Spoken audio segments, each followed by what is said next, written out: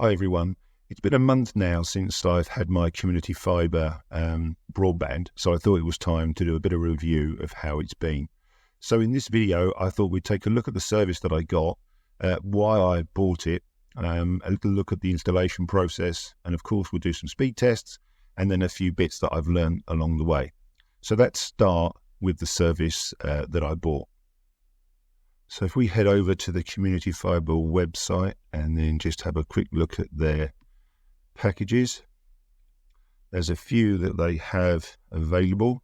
So it starts off at 150 megabits per second. There are two 1 gigabit per second offers, and then the maximum is a 3 gigabit per second offer.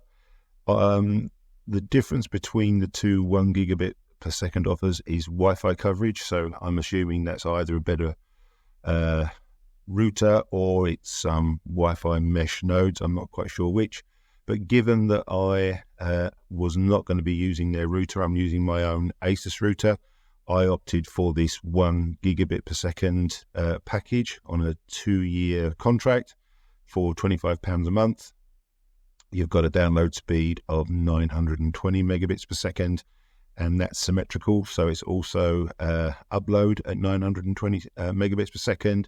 There was no installation charge. There's a guarantee cap on any price increases after the first year. There's a Wi-Fi 6 router included, which I'm not going to be using. There's a little bit more information on here. So no line rental, unlimited data, etc. So even when you come out of bundle, or out of contract, it's just £2 a month. So that's the bundle that I opted to go for.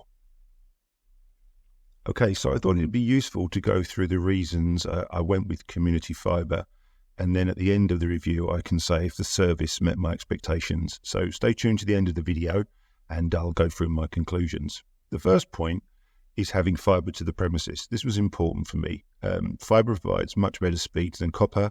But more than that, it doesn't suffer from interference like copper does. So this should be giving me more reliable and a more stable service.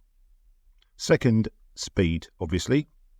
I was using the BT 1 gigabit per second service before, so Community Fibre had to be at least as fast as that.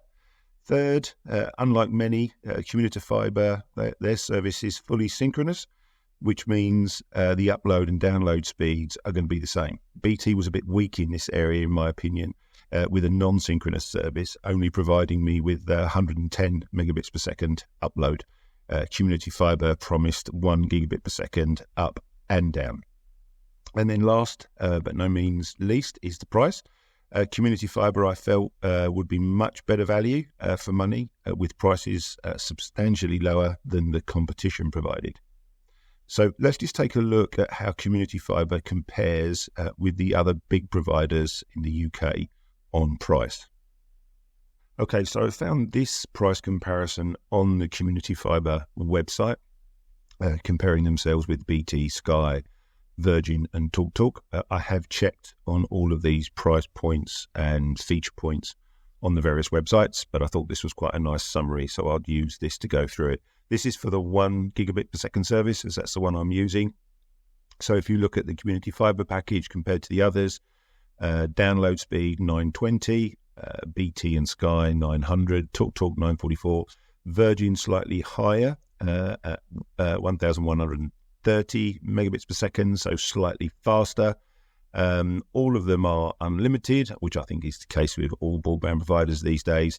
But the bit for me that was important was this symmetrical speed. I really wanted it to be fast up as well as fast down, whereas Community Fibre will give you 920 megabits symmetrical. All of the others in this comparison do not provide that. I don't know what their actual upload speeds are other than BT, because that's the service provider that I've just left. The BT capped at 110 megabits per second. So if upload speeds are not important for you, then that wouldn't really matter. But for me, it is, especially uploading videos to YouTube and sharing files across the internet. Upload speed for me was quite important. So that was a key one. Community Fibre give you 2 months cooling off period. I think the others are about a month. I think other points looking up, setup fee now, everybody's doing that for free. There's a small charge, it looks like, for TalkTalk. But this is the key point, is the price. So £25 per month is what I'm paying for Community Fibre. BT, say $42.99, Sky $42, Virgin $45, and then TalkTalk is a bit phased. It's $27 for the first 6 months and then 54 months thereafter. That's all for varyingly between 18 months and 24 months contract lengths, as you can see here. One of the points I would say, I was with BT with a 2-year contract, and when I came out of contract, my renewal price was not £42.99 as advertised here, it was £68. So that's wrong. I guess that's just for new customers only. Then the out-of-contract price, so Community Fibre guarantee only a £2 uplift, so that would take mine to 27, whereas the others here show you quite a considerable uplift. And again, BT are claiming $47.99. They quoted me 68. So this kind of tells you a summary at the bottom is how much you're saving over 24 months, which is quite considerable. I thought that was worth doing. So for me, price is not everything, but it's kind of, it's well within the top 2 or 3 reasons. For me, speed was everything and it needed to be symmetrical. And then price, I guess, was second to that. And at £25 with no installation fees, no setup fees, no prices for the router, I thought that was pretty good. So the installation took about 2 hours from start to finish, I would say. Community Fibre sent 2 engineers, one really focused outside the house, running the fibre from the telegraph pole to the house, and the other engineer worked inside, installing the customer splice point and the ONT. The installation shown here is in a small utility cupboard, and Community Fibre ran the fibre optic cable through a hole in the wall into the customer splice point, which is seen here on the left. And the second fibre optic cable is then run from the splice point to the ONT, which is the next box just to the right of the splice point. The ONT needs its own power supply, so you need to have a consumer plug socket nearby. I had installed this plug socket ahead of time specifically for this installation. Then from the ONT, Community Fibre ran an Ethernet patch cable to their own router and tested that everything was working properly. Once they left, I removed their router, put it back in the box, and installed my own ASUS router. I've made a separate video showing you how to set up an ASUS router to work with Community Fibre, so I'll leave a link for that in the video description below. So I thought I'd do a little bit on speed testing. I tested my BT broadband before it was decommissioned. So I can do a comparison with the new Community Fibre. So here they are side by side. So Community Fibre on the left, BT on the right. So both are 1 gigabit per second services. And you can see they're similar in speed. Community Fibre slightly faster at 936, 940 megabits per second. BT about 920. And then the upload test, this is where BT really suffered. As you can see on the right, it doesn't go past 110 megabits per second, whereas on the left, you can see my Community Fibre is symmetrical at 937 megabits per second. So I think Community Fibre comes out on top. Okay, so what have I learned during the first few weeks of using Community Fibre? Well, it's definitely super fast, and I found it to be very reliable. Upload and download speeds are equally as fast at 1 gigabit per second. The installed experience was good. The engineers were flexible on where I chose to place the equipment. And the price, I feel, is great value for money. But there is a but. The one important thing that I discovered after I purchased the Community Fibre service that I didn't know about before, and I wanted to share it with you so you can take that into consideration. Community Fibre operate a carrier-grade NAT or CGNet.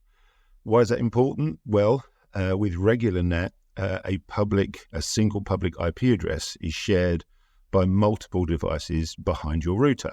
With a CGNet, a single public IP address is shared between multiple customers' routers. This means that if you need your own public IP address, then this service, as standard, won't support that. This wasn't made obvious to me when I signed up to Community Fibre.